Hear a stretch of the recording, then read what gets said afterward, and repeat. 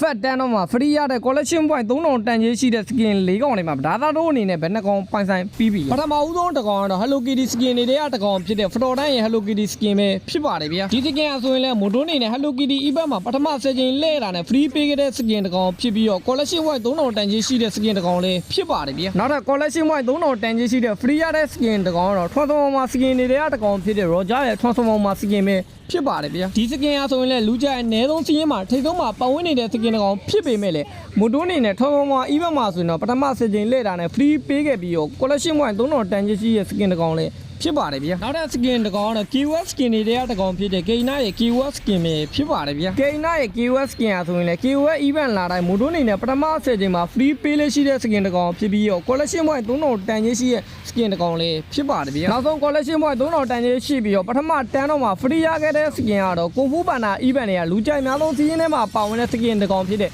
တားမှုရဲ့ gain skin ပဲဖြစ်ပါတယ်ဗျာဒီ skin အဆိုရင်လည်း collection point 3000တန်ကြီးရှိပြီးတော့မိုတိုးအနေနဲ့ပထမ10ချိန်လဲတဲ့အခါမှာ free ပေးခဲ့တဲ့ skin တစ်ကောင်ပဲဖြစ်ပါတယ်ဗျာကဲဒါသာတို့အနေနဲ့ဆိုရင်ပထမ10ချိန်လဲတာနဲ့ free ပေးခဲ့တဲ့ skin ၄កောင်ထဲမှာဘယ်နှကောင်ပိုင်ဆိုင်လိုက်ကြတယ်ဗျာဒါမှမဟုတ်ဘယ် skin တွေကိုမကုန်းပြစ်ပဲနဲ့လက်လွတ်လိုက်ရတယ်ဗျာကောမမှာမန်းခဲ့ကြပါဦးဗျာ